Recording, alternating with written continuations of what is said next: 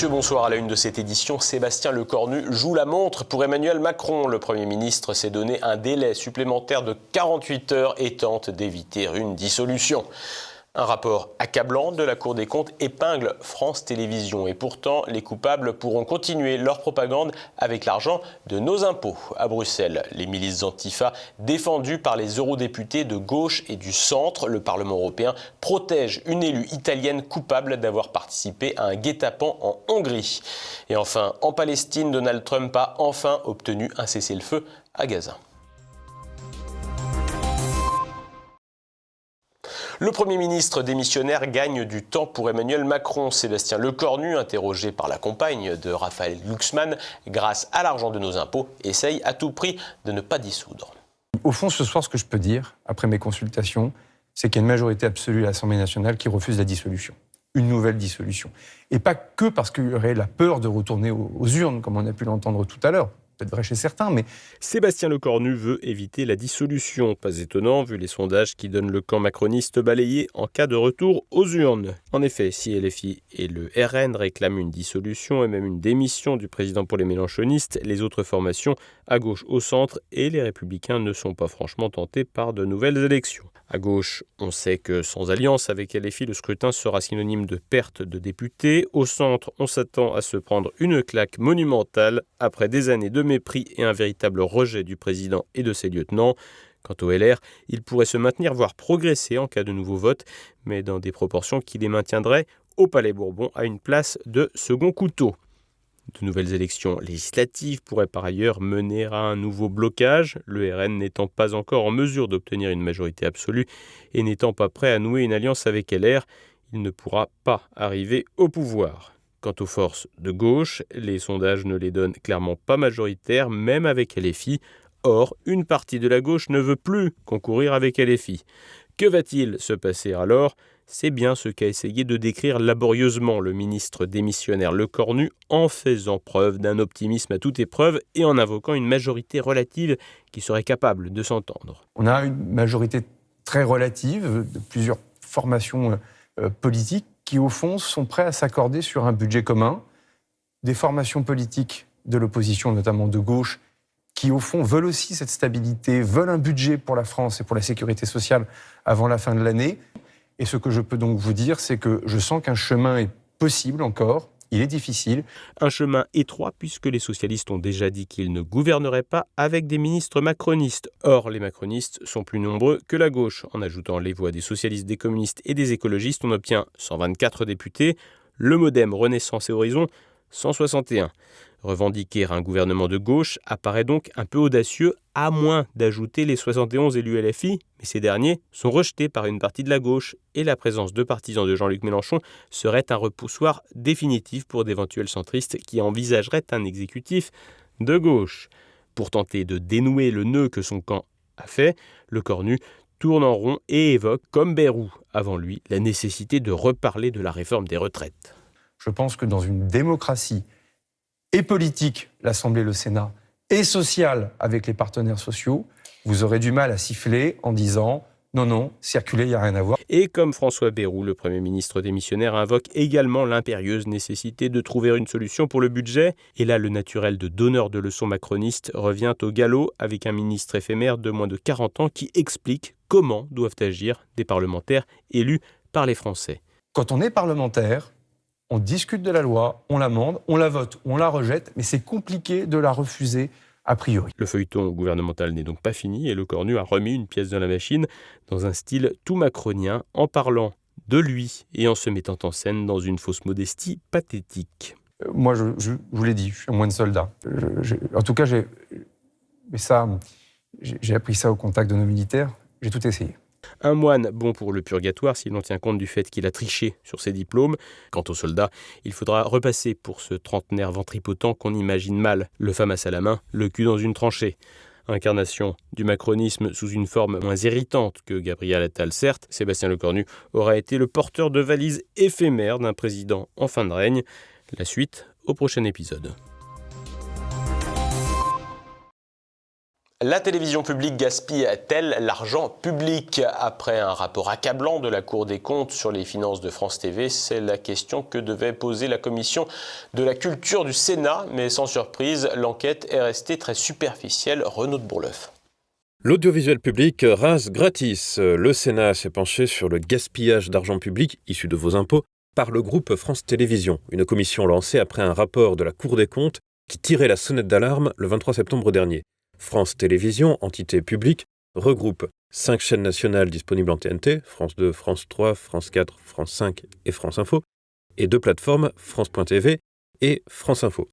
À cela s'ajoute un réseau de 24 antennes régionales de France 3, 9 stations ultramarines de télévision, radio et web, et possède plusieurs filiales, parmi lesquelles France Télévisions Publicité ou encore France 2 Cinéma et France 3 Cinéma, ces structures qui financent des films, souvent teintés d'idéologie et de qualité discutables et diverses, que personne ne va voir.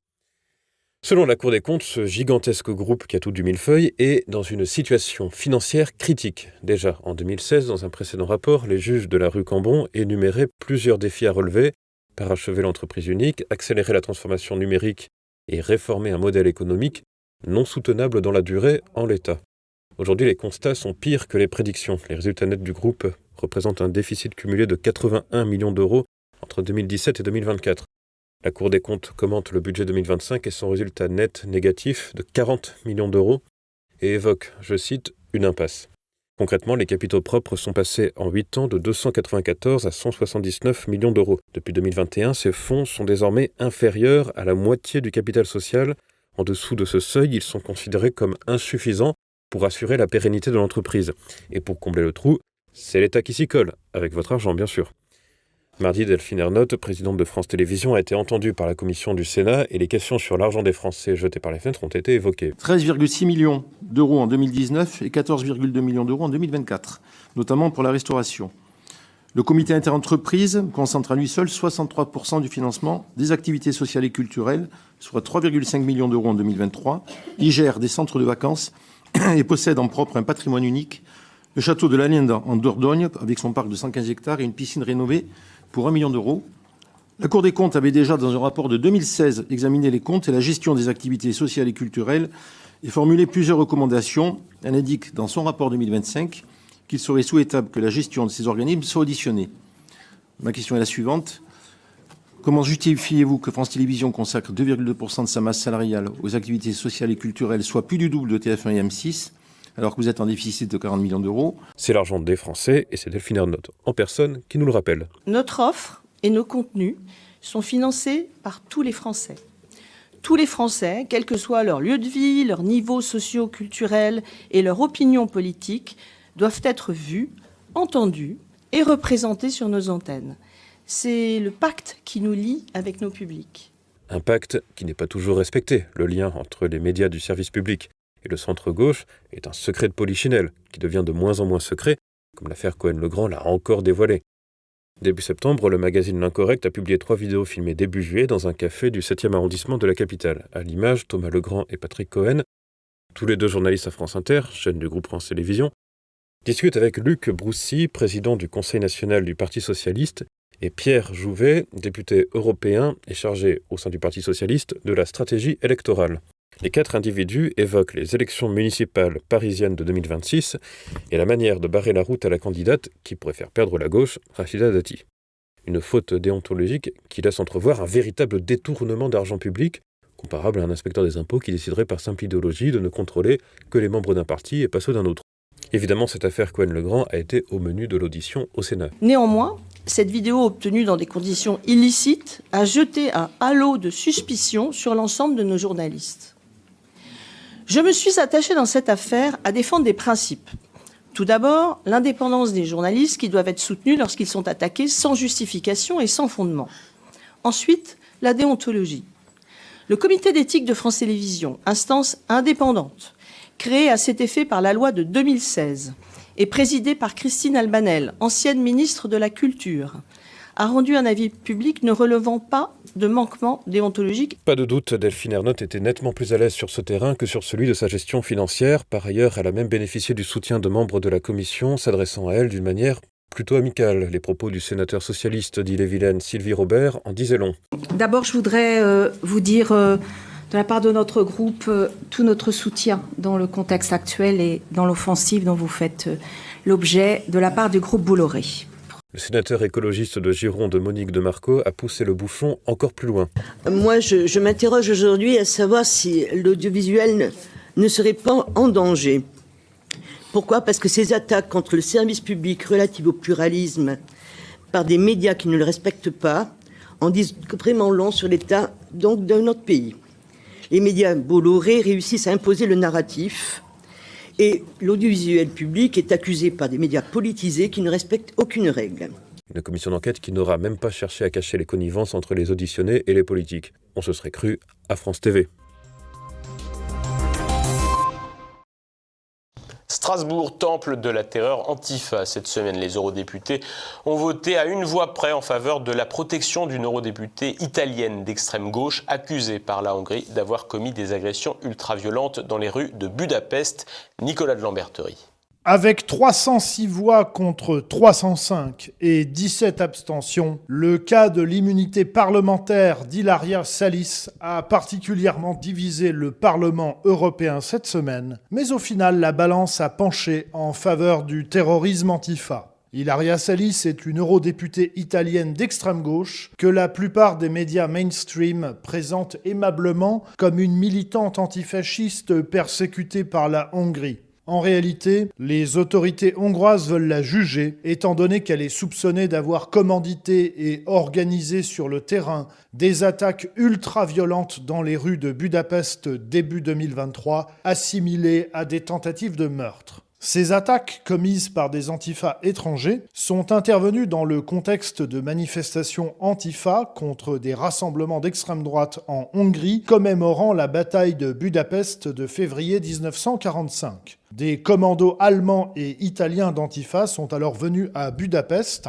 dans le but d'agresser toute personne ressemblant de près ou de loin à un nationaliste et ont fini par attaquer par derrière et armer un pauvre bougre qui allait tout simplement au travail et n'avait rien à voir avec tout cela, le laissant quasiment pour mort après une agression aux images insoutenables que la politique d'utilisation de YouTube ne nous permet pas de vous montrer autrement que floutée. Les autorités hongroises ont alors appréhendé plusieurs antifas allemands et italiens, dont Hilaria Salis. Cette dernière a été maintenue en détention provisoire pendant plus d'1 an, avant de sortir de prison suite à son élection comme eurodéputée en juin 2024, l'extrême gauche italienne l'ayant fait élire afin d'obtenir sa libération grâce à l'immunité dont bénéficient les parlementaires. Une prime au crime, en quelque sorte. Alors que le jugement des complices d'Hilaria Salis a actuellement lieu à Budapest, celle qui est désormais eurodéputée est quant à elle protégée par son immunité. Raison pour laquelle les autorités hongroises ont demandé la levée de son immunité parlementaire afin de pouvoir la juger avec ses collègues.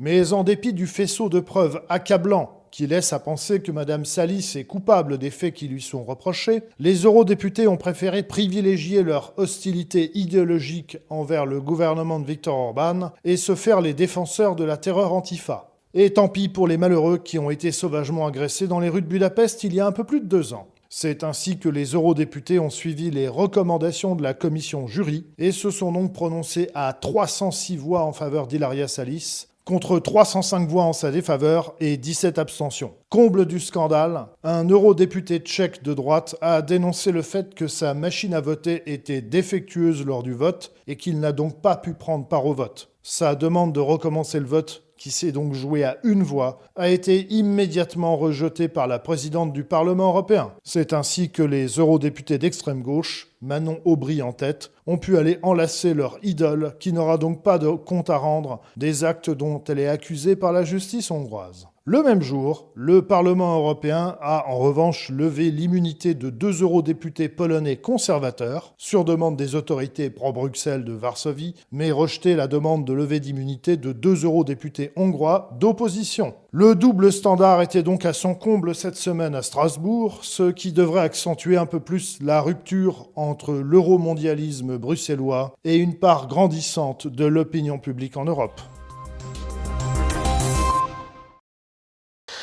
Enfin, le cessez-le-feu exigé par Donald Trump à Gaza s'est produit dans la nuit, une étape majeure pour mettre fin à la guerre menée par Benjamin Netanyahou. Explication Édouard Chano. Donald Trump, faiseur de paix, des explosions, mais de joie cette fois, ont salué la venue du cessez-le-feu à Gaza. Après 2 ans de guerre, la population israélienne s'est quant à elle réunie place des otages à Tel Aviv pour fêter le retour prochain de ces derniers. Sur son réseau Truth Social, le président américain a annoncé dans la nuit cette avancée cruciale pour une paix durable, confirmant le retour de tous les otages très bientôt et le retrait des troupes israéliennes sur une ligne convenue. Trump a de surcroît remercié les médiateurs qataris, égyptiens et turcs. Bénis soient les faiseurs de paix, a-t-il conclu. Ces derniers ont en effet réussi à faire asseoir le Hamas et Israël autour d'une même table. Benjamin Netanyahou a salué un grand jour pour Israël. Trump a quant à lui insisté sur un changement pour tout le Moyen-Orient, indiquant sur Fox News avoir déclaré au Premier ministre israélien que l'État hébreu ne pouvait combattre le monde entier. Selon le géopolitologue Alexandre Delval, toutes les initiatives ont finalement permis d'arracher cet accord, Trump ayant capitalisé sur la reconnaissance de la Palestine en échange d'une marginalisation du Hamas. Si on est honnête, ce n'est pas une victoire qui est uniquement liée au plan Trump d'un coup. Et elle a eu premièrement, c'est la démonstration de force israélienne et qui a exercé une pression violente, extrême, je dis bien le mot extrême, sur la société de Gaza et sur le Hamas, qui a quand même été extrêmement affaibli. Ça, c'est la première chose. Deuxième chose, la position de Macron de reconnaître la Palestine entrait en fait dans le cadre d'une stratégie commune avec l'Arabie Saoudite. Et en fait, la déclaration de New York, elle a aidé le plan Trump. Le plan Trump reprend la déclaration de New York, donc la position commune franco-saoudienne de reconnaître la Palestine, mais en échange de la démilitarisation et de l'exclusion du Hamas de toute gouvernance. Toute la Ligue arabe, les 22 pays de la Ligue arabe ont voté la déclaration de New York visant à la démilitarisation du Hamas et l'éviction du Hamas politique, donc militaire et politique. Le Hamas a vu qu'il était totalement isolé au niveau mondial. Pour sauver sa peau, le Hamas a fini par faire une reddition. Il accepte de rendre tous les otages, mais il obtient quand même son objectif principal, c'était la libération de milliers de prisonniers palestiniens. Donc, ce sont quand même des accords qui scellent tout de même une certaine victoire d'Israël. Et finalement, la France, l'Arabie Saoudite et l'Amérique sont allés dans le même sens. Avec la Ligue arabe et la déclaration de New York, on voit bien qu'aujourd'hui, beaucoup d'habitants de Gaza sont assez contents du fait qu'il y ait eu cet accord Trump, bien entendu, qui ne supporte plus ces bombardements incessants. La première phase prévoit la libération de 20 otages vivants. 251 otages avaient été enlevés le 7 octobre, 47 y sont encore prisonniers. Trump a déclaré sur Fox News penser qu'ils seront tous de retour lundi. En échange, Israël libérera près de 2000 détenus arrêtés depuis octobre 2023. Le Hamas a appelé les négociateurs à contraindre Israël à appliquer intégralement les échéances de l'accord, un accord qui devrait être formalisé dès jeudi au Caire. Le président américain pourrait bien assister à sa signature. Le plan Trump prévoit ensuite d'aborder les questions les plus épineuses, le statut de Gaza, la reconstruction du territoire et l'avenir politique du Hamas, bien sûr. Rien n'est donc encore totalement joué, mais sur Fox News, le dirigeant américain a aussi assuré que les États-Unis seront impliqués pour maintenir la paix. Il a aussi évoqué une intervention régionale pour aider Gaza. Vous verrez Gaza se reconstruire. Nous formons un conseil de paix. Je pense que ce sera appelé comme ça. Les gens prendront soin de la situation à Gaza. Le monde sera différent. Le Moyen-Orient s'est rassemblé de façon incroyable.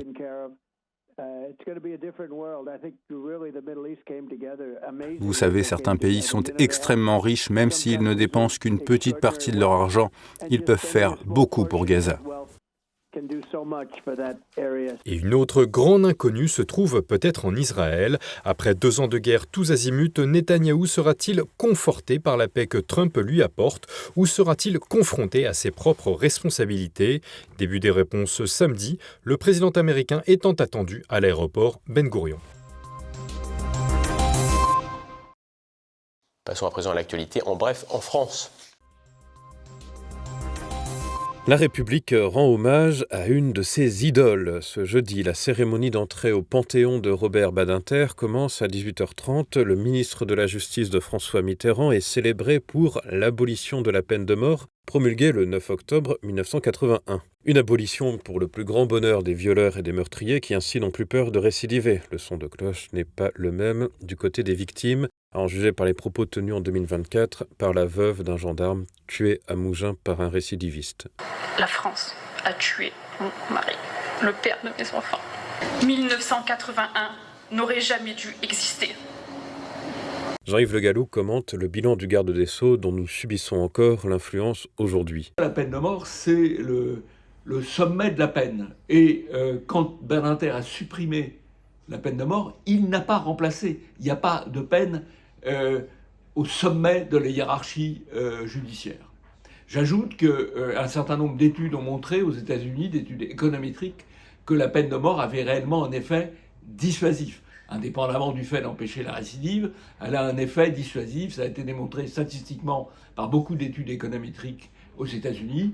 Et je crois qu'aujourd'hui, il serait utile d'envisager le rétablissement de la peine de mort. Alors je précise quand même, sans exécution provisoire. Badinter ne supprime pas seulement la peine de mort, il supprime la clé de voûte du système pénal et il remplace un système pénal qui était fondé sur la dissuasion des délinquants sur la protection des délinquants et le mépris des victimes. Et les réformes de Badinter, qui a été ministre de la Justice de François Mitterrand pendant 5 ans, aboutissent à la destruction du système judiciaire qui débouche sur ce qu'on voit aujourd'hui, l'explosion de la sécurité. Une explosion de l'insécurité provoquée aussi par les libérations de prisonniers. Robert Badinter était opposé à la rétention de sûreté. Les Français ont pu apprécier. Badinter, effectivement, libère 40% des prisonniers, ce qui amène immédiatement une hausse de la délinquance qui n'a jamais cessé de croître depuis, en fait. Mais Badinter, c'est pas seulement cela.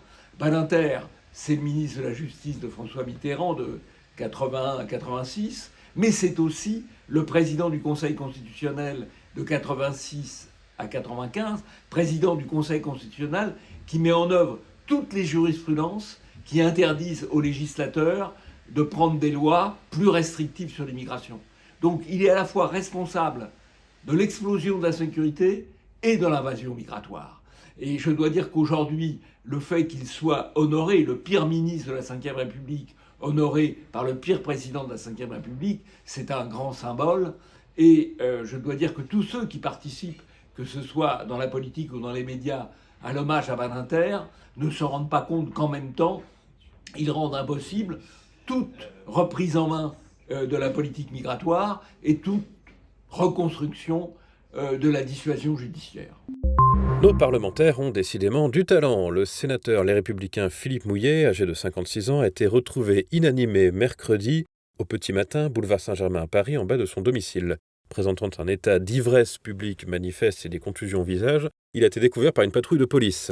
Lors de l'intervention des pompiers pour le transporter à l'hôpital, l'élu des Deux-Sèvres s'est montré agressif, refusant les soins malgré un état jugé préoccupant et tenant des propos méprisants envers les agents. Il a présenté une vive résistance menant à son menottage pour sécuriser la prise en charge. Démenotté brièvement, il a été à nouveau entravé en raison de son agitation. Conduit à l'hôpital de la Pitié-Salpêtrière, il a ensuite été transféré au commissariat du 5e et 6e arrondissement pour une cellule de dégrisement. Élu sénateur depuis 2014, Philippe Mouillet préside la commission des affaires sociales au Sénat. Les obsessions laïcardes en recul. Vendredi 3 octobre, le ministère de l'Éducation nationale n'a pas retenu l'amendement visant à modifier les appellations des vacances scolaires de la Toussaint et de Noël. Cet amendement a été proposé par le FSU, SNU, IPP, syndicat majoritaire dans l'éducation nationale et très influent. On ne vend plus beaucoup de timbres, mais au moins ils sentent bon. La Poste lance un timbre à l'odeur de croissant, célébrant cet emblème de la gastronomie française. Disponible depuis mercredi, affranchi à 2,10 €, il est édité à 594 000 exemplaires et utilisable pour les envois internationaux. Ce timbre, qui évoque la texture légère et aérienne et la croûte dorée du croissant, succède au timbre à l'odeur de baguette en 2024. La Poste continue ainsi à rendre hommage à la boulangerie française, symbole du rayonnement culturel du pays à l'international. Tant que l'entreprise ne se sent pas obligée de rendre hommage à la diversité culinaire, nos narines seront épargnées. L'actualité internationale en bref. Plus d'argent public tchèque pour armer l'Ukraine. Andrej Babis, leader du parti ANO et vainqueur des récentes élections parlementaires, a réaffirmé son engagement à cesser tout financement public pour l'armement de Kiev. Lors des négociations pour former un nouveau gouvernement, l'ancien Premier ministre a déclaré mercredi à Prague que le budget national ne serait pas utilisé à cette fin, soulignant les contraintes financières du pays. Toutefois, il a précisé que les entreprises d'armement tchèques pourraient continuer à exporter vers l'Ukraine. Babis propose que l'OTAN reprenne l'initiative tchèque de fourniture de munitions, jusqu'ici soutenue par la coalition sortante de Pietr Fiala. Cette dernière a livré environ 3,5 millions de munitions à l'Ukraine via un programme international. Prague rejoint la Slovaquie et la Hongrie parmi les membres de l'UE, les moins Zelensky compatibles. Un nouveau gouvernement après 5 mois d'attente et la plupart des ministres reconduits. Il ne s'agit pas de la France mais du Togo. L'équipe précédente gérait les affaires courantes depuis l'intronisation de Fauré Gnassingbé comme président du Conseil en mai. La plupart des ministres sortants, dont des piliers comme Gilbert Bawara et Robert Dussey, ont finalement été confirmés le 8 octobre. Cette annonce intervient après une période tendue marquée par des manifestations à Lomé en juin et juillet où 7 personnes ont été tuées selon des ONG. Les protestations dénonçaient notamment une réforme constitutionnelle en 2024 permettant à Gnassingbé, au pouvoir depuis 2005, de rester sans limite de mandat. Récemment, les appels à manifester se sont apaisés, mais l'arrestation en septembre de l'ancienne ministre Marguerite Niakhaté, accusée d'atteinte à la sécurité, continue de susciter des tensions. Les trottoirs trop étroits en France. Et pendant ce temps-là, le Japon innove avec des trottoirs parlants pour guider les 1,6 million de malvoyants, dont 200 000 en cécité totale dans le pays. Les Tenji Blocks, pavés tactiles jaunes, intègrent des codes noirs développés par la start-up WNM. Ces reliefs détectés par les pieds activent via smartphone des messages audio décrivant l'environnement, comme à Kanazawa où un jardin devient accessible aux touristes malvoyants. Ce système indique aussi des abris en cas de tsunami, guide vers des administrations ou des quais de gare. Ces pavés déjà présents dans les grandes villes renforcent l'autonomie des malvoyants tout en sensibilisant les voyants à libérer le passage. Cette technologie illustre le fossé qui se creuse entre certains pays autrefois dits développés. Ainsi, l'un des échecs très peu évoqués des JO de Paris a été l'incapacité des pouvoirs publics à installer de simples ascenseurs pour accéder au métro. Ce soir, immédiat, c'est la fin de cette édition. Merci de votre fidélité. À demain.